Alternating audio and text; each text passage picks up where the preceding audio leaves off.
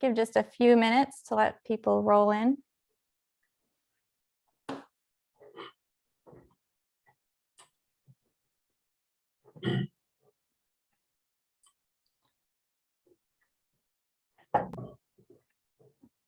All right, go ahead and get started.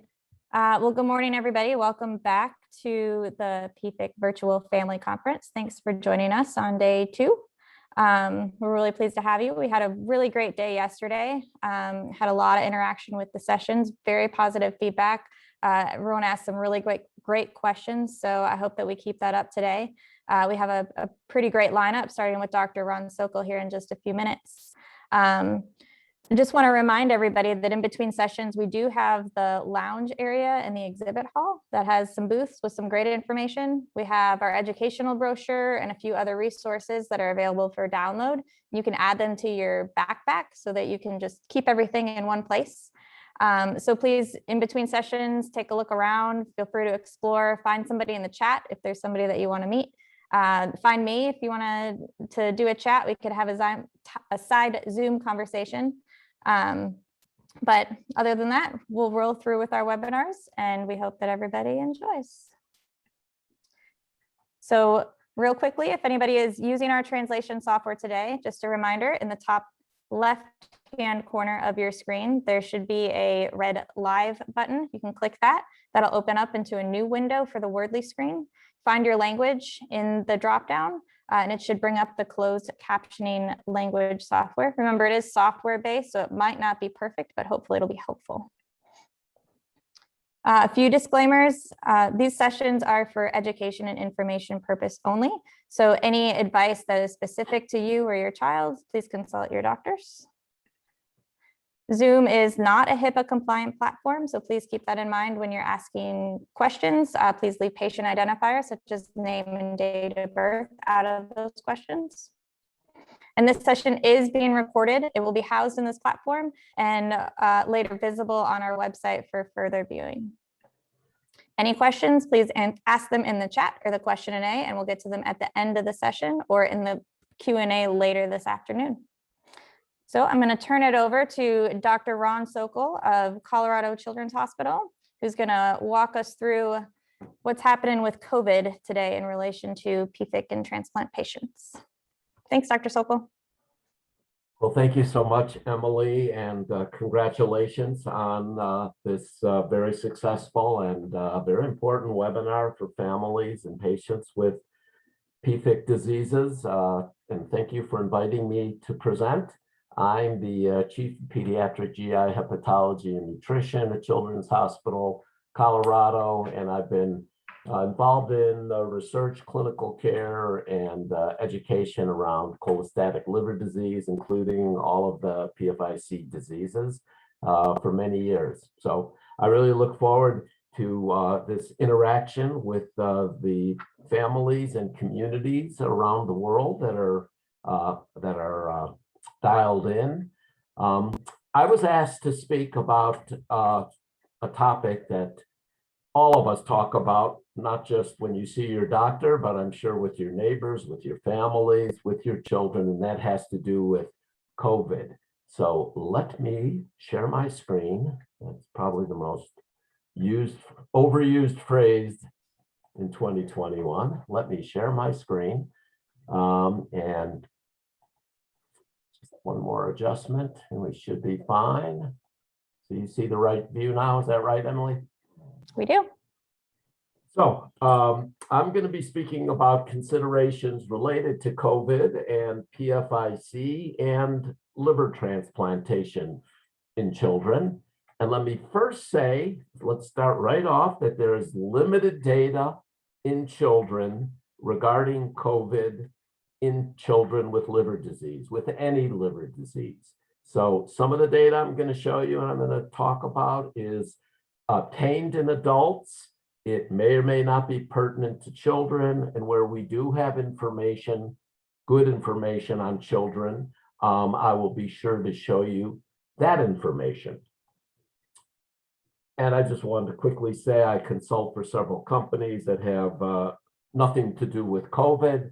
However, two of the companies are producing drugs that I'm sure you're all aware of that are being tested in PFIC. That's Mirum and Albireo. So COVID-19, let's just level set and put some basic information out there. I think you all know this is the name of the disease, COVID-19, but it's caused by the SARS-CoV-2 virus, which is a novel coronavirus. And coronaviruses have been around for a long time. They cause the common cold and mild disease, and they are spread through droplets and aerosols. And droplets are generally visible droplets of fluid when you sneeze or cough.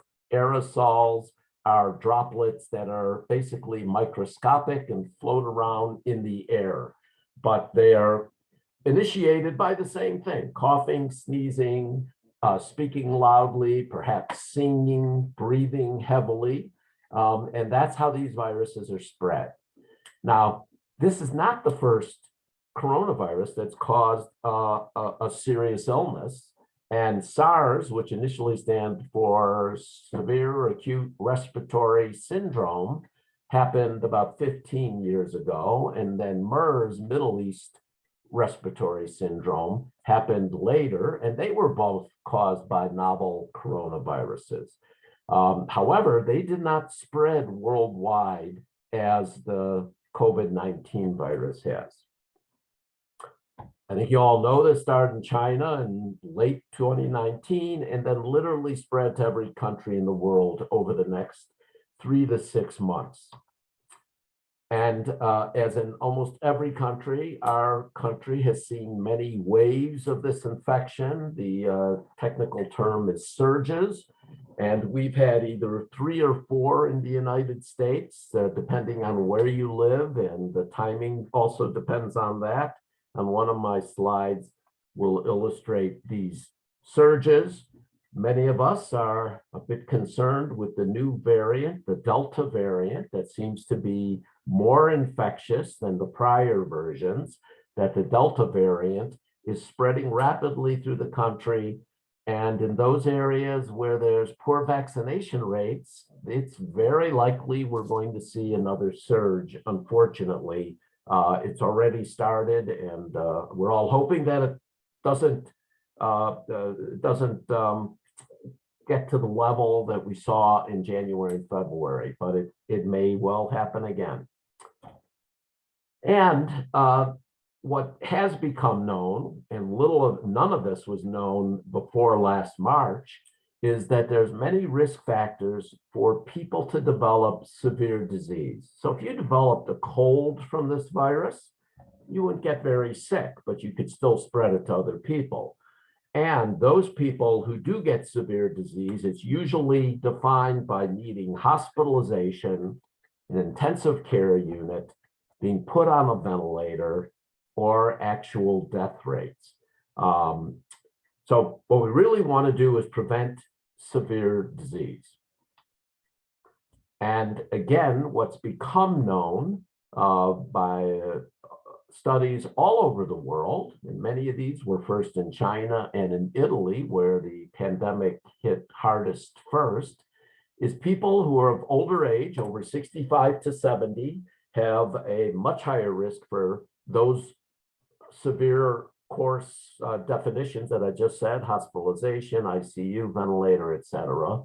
And also people in underserved communities. And these generally then mean people of certain ethnic and minority groups. Now, some of that may be because of the jobs that they hold, and in order to maintain their job, they were exposed more than other people. Some of it has to do with crowding in housing. Some of it has to do with poor access to medical care. But clearly, people from underserved communities had more and worse disease.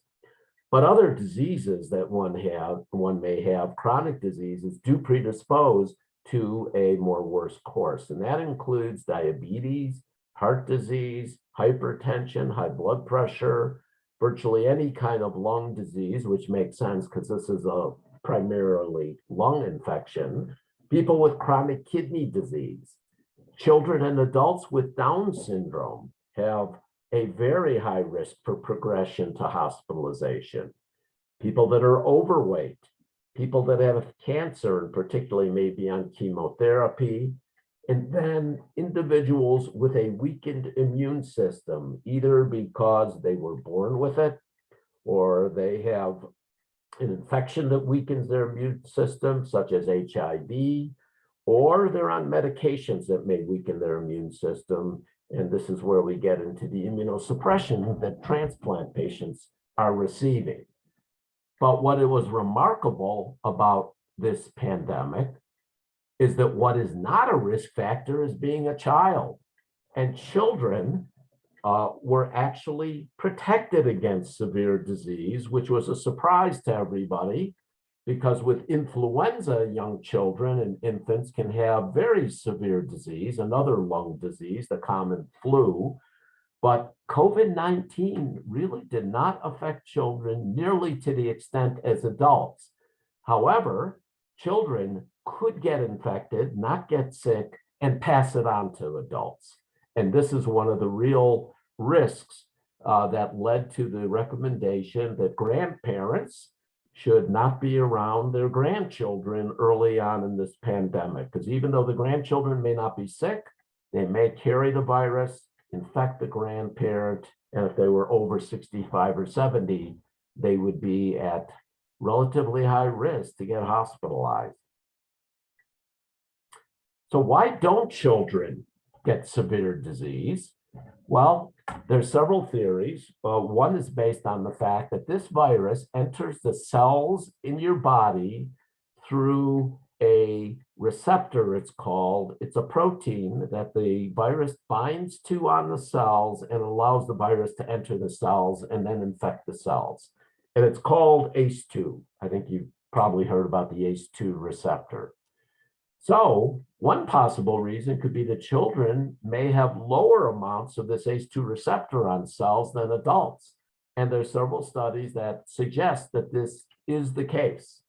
Whether this accounts for the protection in children, nobody knows for sure. Another hypothesis has been that children have frequent exposure to common cold viruses, other coronaviruses, and there's about 5 or 6 of those. And therefore, they may have built up immunity because they're frequently infected with colds to any coronavirus. And perhaps some of that immunity, some of the protection also protects against the COVID virus. And the truth is, we really don't know why children don't get severe disease, but these are 2 of the theories behind it. However, I do want to point out that children may get a specific complication of COVID that's very rare in adults. And you've probably heard of this, the multi-system inflammatory syndrome due to COVID in childhood. So it's called MISC, the C stands for childhood. And this occurs rare in children. This is not common, but it does occur 2 to 4 weeks after infection with COVID. The belief is that certain children perhaps are predisposed to this if they get this infection, and their body develops a severe inflammatory reaction to the virus. So when they have MISC, they may not even have active virus in their body anymore, but this is their body's response. And they get fevers, they get fatigue, they get achiness, they frequently get abdominal pain and diarrhea, they get a rash, and most importantly, they can get heart and lung involvement, kidney involvement, and occasionally brain involvement. So it's defined by this inflammatory condition in multiple organs that follows a COVID infection. Now, it's uncertain why this happens in children and doesn't seem to happen in adults. The good news is that there is treatment, and almost all children recover with this treatment, which must be given in the hospital. So virtually every child with this condition gets hospitalized. And if you look at those children, almost half of them have elevated AST and ALT. Now, I think you all know what AST and ALT are. These are chemicals that live inside your liver cells, normal chemicals in the liver cells that leak into your blood in a small amount normally. So there's always some AST and ALT in your blood, and there's normal cutoffs for how high it is in normal children. Elevated AST and ALT generally mean there's something irritating or injuring the liver cells, so that the fact that it's elevated in roughly half of children with MIS-C shows that there's some inflammation in the liver like there is in all of these other organs that I mentioned. But the AST and ALT elevation is generally mild. It may be more elevated in children who really have a severe case of MIS-C, but what's very important is that the liver recovers when the child recovers. And this alone does not seem to be a cause of chronic liver disease or liver failure. I just wanted to show you this chart. This is from the Centers for Disease Control on their website. Anybody can grab this. And this is the daily number of cases of MIS-C. So the number is on the left-hand y-axis, the left-hand side. So you can see we're talking about 5, 10, 15 cases per day, and it's the dark line. But you can see how the reporting peaked in May of 2020, and then another peak in August and September, another peak in January and February. And these cases now have fallen off as the vaccination rates have increased in the United States. The dotted line is the total cases of COVID reported, and these are hundreds of thousands at any time point. These are national US data. But what's interesting, you could see is the peak here in COVID infection did not overlie the peak in MIS-C. As I told you, it occurs 2 to 4 weeks after the COVID infection. You can see this with every peak of MIS-C, it's 2 to 4 weeks after the peak in COVID infection. So just want to mention this. As far as I know, liver disease and liver transplantation do not predispose to MIS-C. Matter of fact, I'm not aware of children that we have seen in our center with liver problems, PFIC included, or with liver transplant who've developed MIS-C, but it does occur. So what I wanted to focus on today is 4 questions that we get asked by families of any child with chronic liver disease, including our patients with PFIC and our patients who've undergone transplant.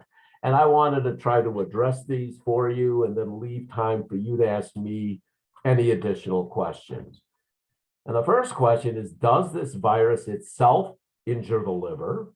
Does it cause liver disease? What happens to children with PFIC who get COVID infection? That's something to worry about. Does a liver transplant put your child at risk for severe COVID infection? And finally, should your child and you and your friends get vaccinated for COVID? And what information do we have about how effective the vaccine is if you have liver disease or if you're on immunosuppression after a transplant? So let me try to cover these.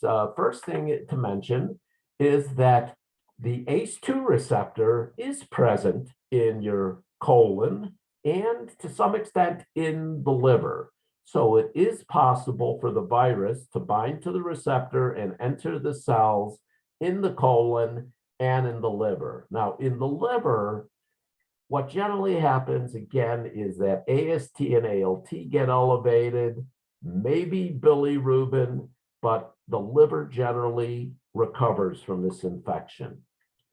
And as I show on this slide, there's mild elevation of liver blood tests, very common in adults. 50 to 75% who are hospitalized may have elevated AST and ALT. And these are adults without underlying liver disease.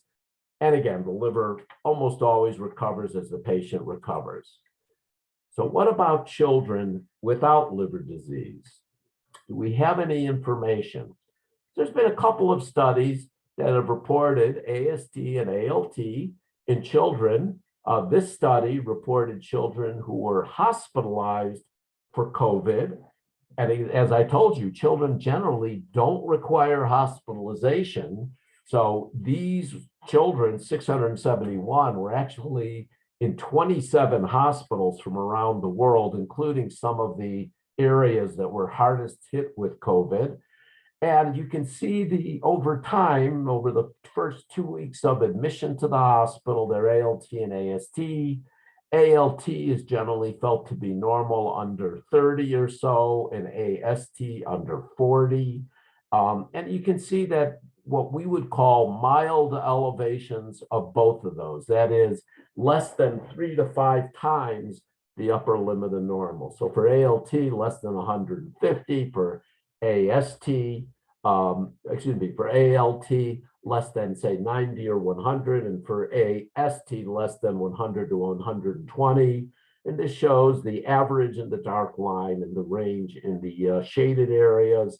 And what this doesn't show is that after admission to the hospital, these enzymes recover in virtually every child. So this is to be expected if a child's hospitalized, their AST and ALT go up a little. Again, these children do not have underlying liver disease. Another study looked at 280 children. What they did was actually comb through published papers in the medical literature and pulled out the information. They found 280 children, not the ones reported that I just showed you, but 280 children in other papers who had COVID infection. And they found ALT or AST elevated in about 29%, a little less than a third of children. All were mild meaning, again, less than 3 times the upper limit of normal.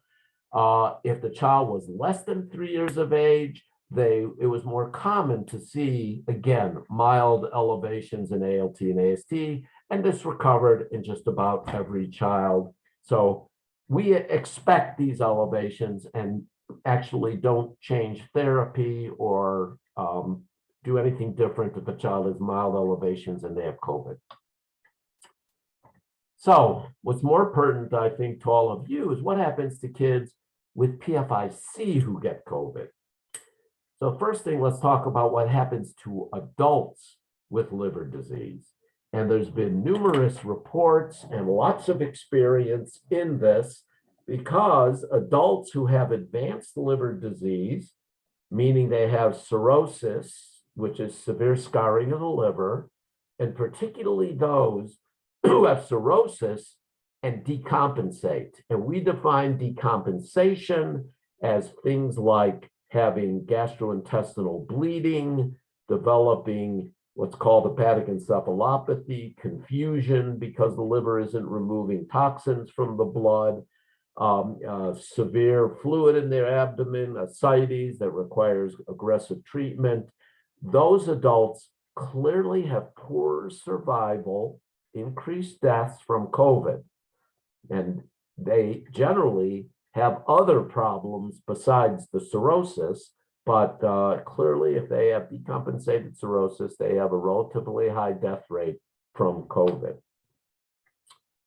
So, and chronic liver disease of any sort is a risk factor in adults, but it's really those with advanced, almost end-stage liver disease that are the ones at highest risk. What about children? Are there any data? And there are, but there ain't much. So let me show you what we know. Early in the pandemic, 3 different medical societies, professional societies of doctors, usually just hepatologists and gastroenterologists, got together and put together an international registry whereby they requested that any doctor who saw a child with liver disease or with a liver transplant who got COVID to fill out a data form and submit it. So this is what we call a retrospective study. This is after they had the disease. These are data I'm going to show you that were collected during the peak in the United States, at least, of the first wave of COVID from April to September of 2020. And again, all this was voluntary data. So this data is biased in a certain sense, but it does give us information. It's for children under 21. What we had were data for 91 patients that were reported.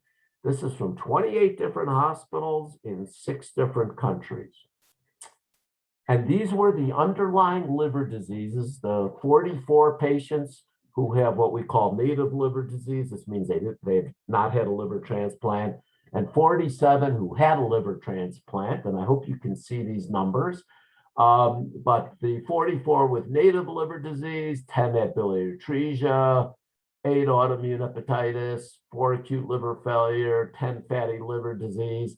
If you scroll down, you will see that 5 of them were just labeled as other cholestatic liver disease. I can't find information whether any of them had PFIC, but perhaps they would behave like that.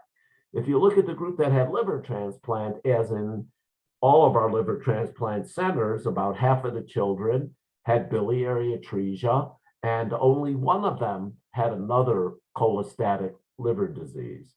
But after a liver transplant, your underlying liver disease is no longer the key factor. It's the fact that you're immunosuppressed. So I think we could look at all the data for the children with liver transplantation and probably generalize that to children with PFIC that had a transplant. Dr. Sokol, I'm very sorry to interrupt, but that last column unfortunately was cut off. Could you just tell us what that far right column says? We see 47. Is that liver transplant on that far column? I'm going to do something better. I'm going to fix it so you can see, because Okay.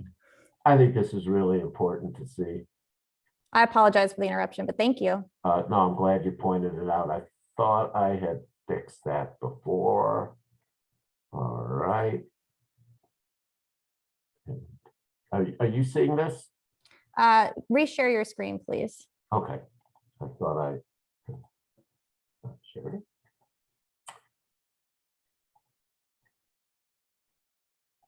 Yes, perfect. Okay, you can see it. Yes, thank you so much. So again, there's the 47 children who had the liver transplant. And again, as you could see, there was only 1 child who had an other cholestatic disease, but biliary atresia is a cholestatic disease. But remember, again, after liver transplant, it's the immunosuppression that's the main factor and not necessarily their underlying liver disease, which in almost all cases is cured in their liver if you have a transplant.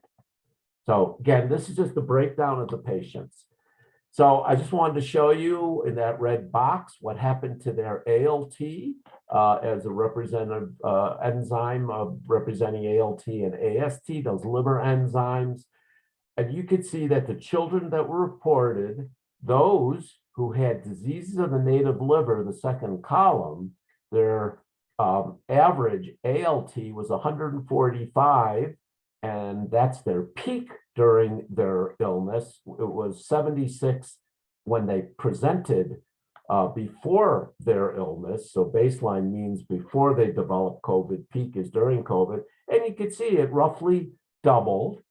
Those who had a liver transplant, though, their ALT rose much less, only to 51.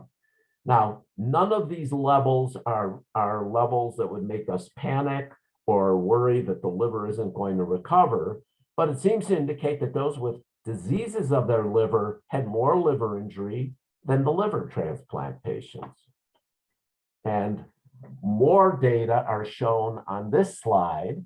So this is their outcomes. That is what happened to the patient after they recovered, or were they in the hospital? So let's just go through this quickly. The dark bars are the children with liver disease. The gray bars are those who had a liver transplant. And this represents the number of patients on the y-axis on the left side. So as you can see, those that were hospitalized but did not go to an intensive care unit, roughly the same number of children in both groups. But those that required an intensive care unit, it was the children who had their native chronic liver disease that required an ICU, and almost no children, just 1 or 2 children, with a liver transplant required an ICU transfer. And then if you look at those that weren't hospitalized at all, almost twice as many children who had a liver transplant were not even hospitalized compared to those who had chronic liver disease. And I want to point this out too. This is MV is mechanical ventilation. So this means going into the intensive care unit, having a breathing tube put in, and being on a machine to help you breathe. This means you have pretty severe lung disease, and no children who had a transplant, but a fair number who had their native liver disease. So the bottom line here is that children who seem to have chronic liver disease have a more severe course than those who had a liver transplant, which sounds a bit counterintuitive. You would have thought the immunosuppressed patients may have done worse. So that study concluded, again, that children with chronic liver disease are more risk for hospitalization. Well, how do we explain these data? First of all, this is a very biased, what we call sample of patients. This is a retrospective study. Doctors were more likely to fill out the forms and have all the data to fill out the forms on children who are hospitalized rather than a child who may have been at home with COVID and the family called and said, I just want to let you know my child has COVID. They may not even have gotten extra blood tests on their liver. So there's a lot of bias, and you have to take this really with a grain of salt.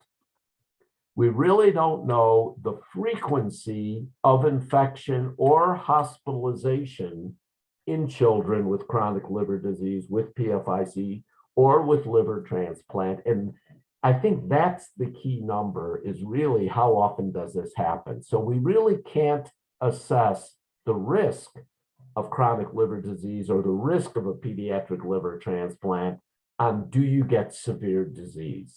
We only know what was reported. We don't know what wasn't reported. And another factor could be that if you're on immunosuppression and you had a liver transplant, perhaps your family is much more vigilant during the pandemic about keeping you isolated from people with infection, following mask and social distancing mandates, and just being more careful because they knew their child was on immunosuppression. So maybe that's why children didn't develop as many severe infections, and there weren't as many children as you may have expected in this series with liver transplant. But again, this is speculation. So we have these data, but we need a whole lot more data to really understand the risk. So let's talk a little bit more about liver transplants. What do we know in adults? And the American Association of the Study of Liver Diseases, AASLD, has analyzed the published literature. And there's actually quite a bit published on adults who've had a liver transplant and their exposure to COVID, what their outcomes were. And I'm really happy to say that if you had an adult liver transplant and you got COVID, there was no higher risk of dying of COVID compared to people who did not have a liver transplant. And it was really the age of the liver transplant patient and any other medical conditions that were those risk factors that I showed you, but not the type or amount of immunosuppression that predicted a poor outcome, meaning hospitalization, or a fatal outcome, which is quite interesting. You might wonder, how can that possibly be? And the reason that that may be is, I mentioned earlier that the virus initiates an inflammatory reaction that in adults may not turn into that MIS-C. However, hospitalized adults and those in the ICU will frequently have progressive disease in their body even after the virus is gone. And this is due to the body's immune system reacting and causing this inflammatory reaction.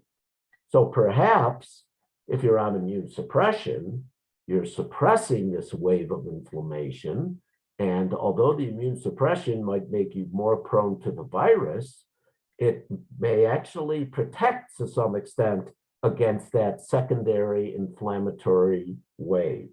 So that is what most experts believe is why immunosuppression does not necessarily cause worse outcomes. So, question for all of you is, does the liver transplant put your child at risk? That's data in adults. And again, unfortunately, we have limited data. There is a letter to the editor from Lombardy, Italy, which was one of the hardest hit areas of the pandemic. And they did a survey of families of children who had pediatric liver transplant and who developed COVID infection.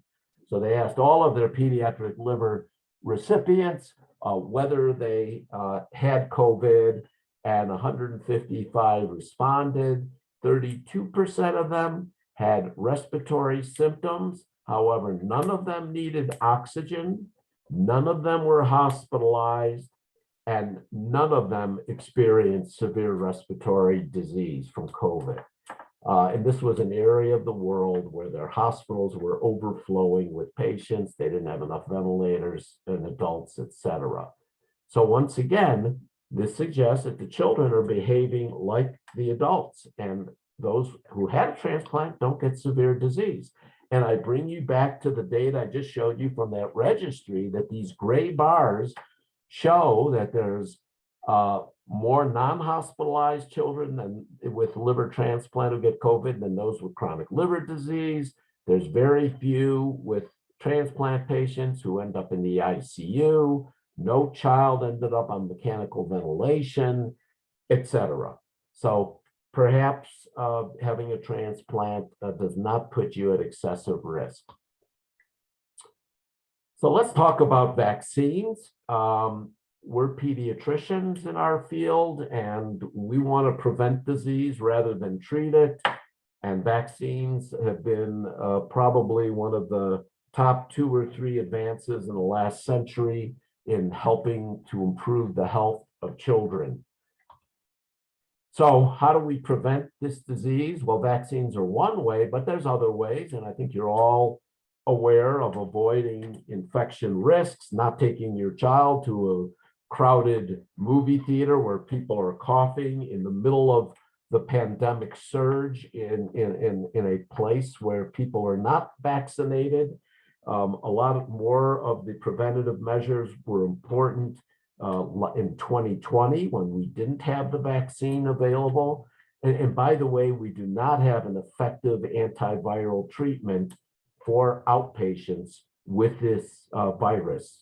Just wanted to make sure everybody understood that. So avoiding risks is really the way to avoid getting sick. Preventing transmission through wearing masks, hand washing, and using sanitizer and social distancing. Those are also very important under various circumstances. Again, a lot of this was very common pre-vaccination. And then vaccine. And it's been said by many that really the only way out of this pandemic is through vaccinating 70 to 80% of any given population. So, as many of you know, currently there are no vaccines approved for children under the age of 12, 5 to 12, and under the age of 5. So the best way to protect young children is to protect your family from getting the infection and your child catching it from a family member. And that really means we all need to get vaccinated. Now, if and when the vaccine is available for 5 to 12-year-olds, and currently it's available for 12 to 17 and those above 18 and above, but if you have chronic liver disease or a liver transplant, does the vaccine work? And this is very important. So first of all, there's 3 vaccines available in the US, Pfizer, Moderna, Johnson & Johnson, all have high levels of protection 2 weeks after your final dose. Pfizer and Moderna are approved for 12 to 17-year-olds now. And those that are less than 12 years of age, there's an ongoing trial of both Pfizer and Moderna in 5 to 11-year-olds. and we expect results to be available in the early fall, and hopefully the FDA will give emergency use authorization, and hopefully the vaccines will be available before the end of this year. But what do we know about the efficacy of the vaccines if you have chronic liver disease? Well, in elderly adults who have liver fibrosis, they clearly have a lower response to the Pfizer vaccines. And in adults who've had liver transplantation, it's now very clear that immunosuppression does blunt the response of the immune system to vaccines, which is not a great surprise because it's the immune system that produces the antibodies that protect you after a vaccine. So because the immunosuppression blunts this response, the question has been raised, do additional doses of the vaccine give you benefit? And the data currently are very promising, but there's no current recommendation to do this in adults in the US. Many papers have been published, such as this one, that state that there's low immune reaction to the SARS vaccine among liver transplant patients. And here's just some of their data from another paper showing that before the second dose of the Pfizer vaccine, after the first dose, only 4% of liver transplant adults had an antibody level. After the second dose or before the third dose, 40% in a non-liver disease patient, that should be 95%. But after the third dose, they were up to 70%. So in some countries, they are starting to give a third dose of vaccine to transplant patients. Again, that's not the official recommendation in the United States. Once again, we recommend all 12 to 17-year-olds and those above 18 get vaccinated with or without liver disease and with and without a transplant to provide protection. Now, school always comes up when we speak about COVID, and my recommendations for should your child go to school, not go to school, what protection in school, to really check with the local school officials for what their infection control measures are and their vaccine policy for everybody who works at the school, as well if it's a high school for 12 to 17-year-olds. You should really know what the infection rate is doing in your local area, though, because where COVID is surging, everybody's probably at increased risk. And your local healthcare provider, your doctor, your nurse, those are the people who can give you the most accurate information. But every state has a Department of Public Health. They have websites. They almost all post daily information about where there's risk for infection, what the vaccination rates are, et cetera. And what we've all learned is that remote schooling, although not ideal, may be an option through internet connections until your child can be vaccinated. And then hopefully they will return to school with all the other children. Now, as we all know, many schools have opened up completely for this fall, and we will have to see what happens over time, whether it's going to be safe for the children. Almost every school has required staff and teachers to get vaccinated to protect them, but whether the children are going to spread the virus to each other is still unknown. And last, I just want to mention that this depression has become a major health problem for children during the pandemic. And it's no surprise that the isolation, social distancing, isolation from their grandparents, their friends, their fear of what's going to happen. Some are hopeless about the future because it seems like this never ends. All of these factors can lead to depression, and it's really important to know the symptoms in your child.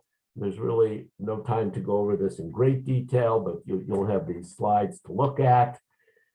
And what can you do? You should always foster an environment in which your children feel comfortable sharing their thoughts. If they're experiencing feelings of sadness or depression, to take some time every day to talk about why they feel this way. Let them know that you hear them, you're there for them, that we're all going to get through this together.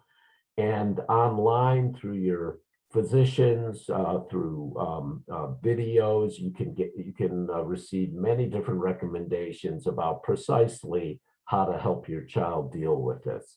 And finally, don't hesitate to seek professional help if you're really concerned about this. So I just wanted to mention there's a lot of websites that have up-to-date, correct information, the CDC, the National Institutes of Health, Food and Drug Administration. AASLD has excellent handouts and information for patients. Your local or state Department of Public Health all have very accurate information. Your doctor's office also. And be very careful about what you hear from social media and various news outlets. Need I say more about the disinformation that's interfering right now with wide vaccination, for instance? So I really thank you for your attention, and I'd be happy to answer any questions that anybody may have. And I think Emily is going to moderate this.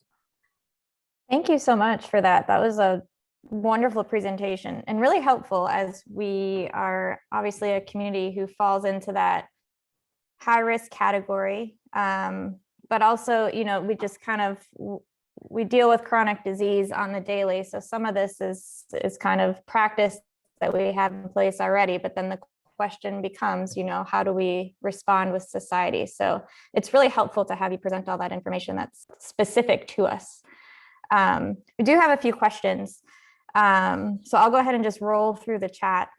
So does any of the research show if the level or the amount of immune suppression affects the efficacy of the vaccine, or does higher immune suppression levels seem too blunt, or just any, or is it just related to any immune suppression period? Yes, so the type of immune suppression that seems to blunt the response the most are mycophenolate mofetil and azathioprine. And part of that's because they can act on the cells that produce antibodies. However, any immunosuppression will have the tendency to blunt the response. And almost all children that have a transplant are on at least tacrolimus, maybe that's their only drug. They will likely have a blunted response, but that doesn't mean they won't respond. And when we say blunted, we look at the response to the vaccine by the titer, the amount of antibody in their blood to the virus. So they may not have quite as high an antibody level as somebody who's not on tacrolimus, but they may still have enough to be protective. So what we don't have are any data in children related to immune suppression because it's not approved for young children yet.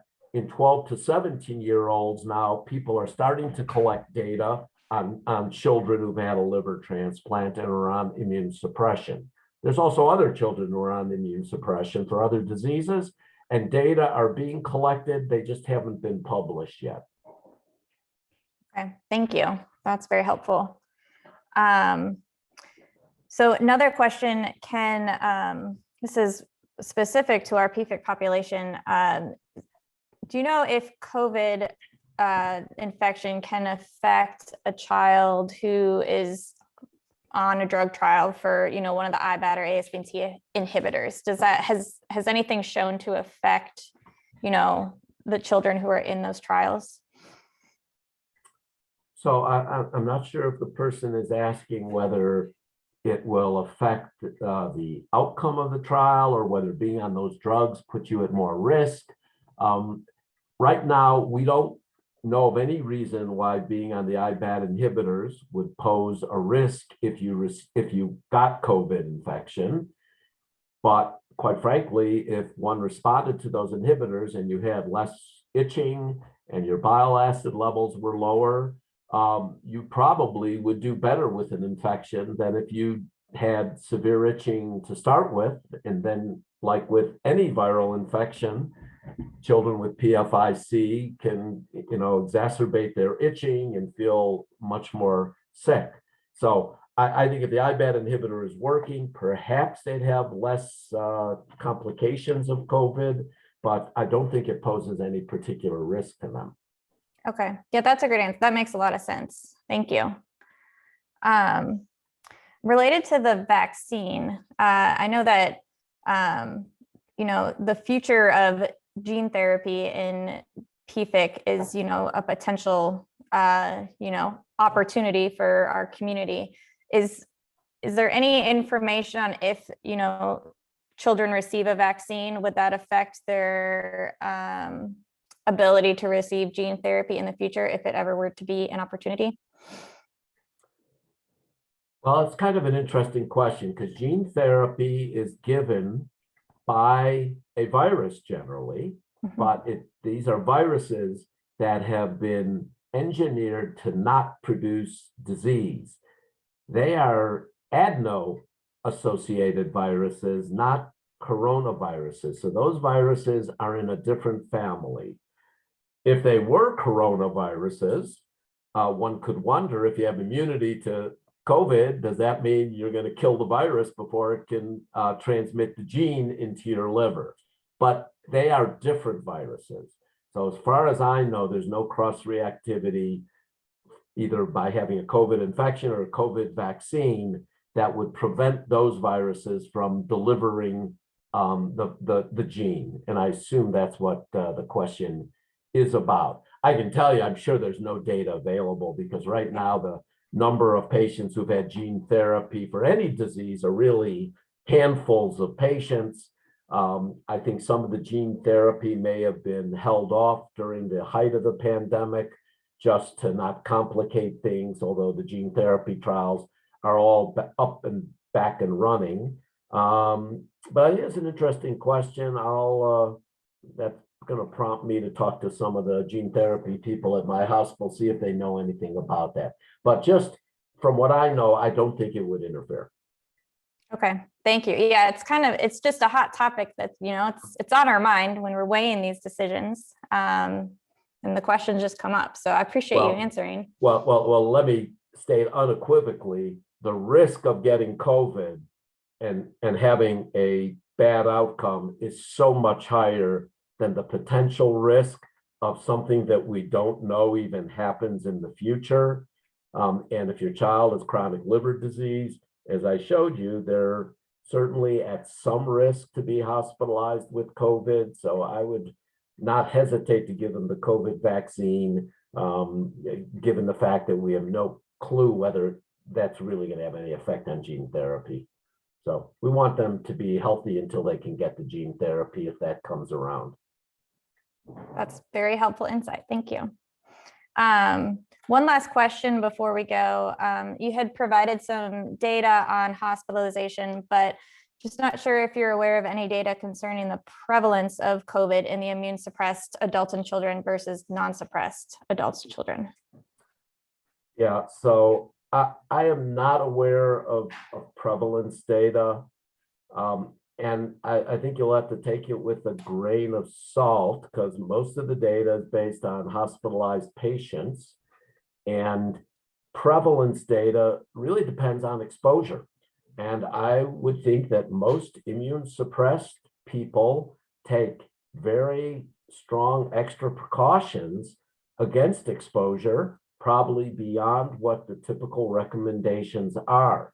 So as in anybody, if you follow the guidelines for when to wear a mask, when to social distance, who to avoid being with, if being around vaccinated people is probably just fine. If you follow those guidelines, immune suppressed people should have a low risk of getting infected. Okay. And I guess there is one more question just before the hour is over. Related to vaccination, are there any specific vaccination that you would recommend for our population? Well, there's 3 that are currently available if you're 12 and up, and I would say whichever is available is the one I would recommend. The Pfizer and Moderna probably give a little bit better protection than the Johnson & Johnson, which is 75%, 80% rather than 90, 95%. But I could tell you that all of the other childhood vaccines that we use None of them are as effective as even the Johnson & Johnson. I mean, all of these have tremendous ability to prevent disease. So I don't want to show preference to any one. The Johnson & Johnson is a single injection, which for many people, and particularly children that might have phobia against needles, may be better than the 2 injections that you need for the Pfizer and the Moderna. On the flip side, Pfizer and Moderna maybe give you a little bit better protection. So, Okay. make your Well, choice. thanks. Well, thanks for that wonderful presentation and for going through the questions with us. And I just want to say, I really appreciate you throwing in those slides with childhood depression. It's something that's extremely relevant, to our community, and it's helpful to know, resources are out there and how to access those resources. Because, related to COVID or not, they're things that can affect, our community in many ways. So I appreciate you throwing that in there. We'll see you in the panel Q&A discussion this afternoon. So if anybody has any lingering questions, you can bring them to that discussion and we can ask them then. But thanks again, Dr. Sokol. Appreciate it. All right, thank you, everybody. All right. Have a good one.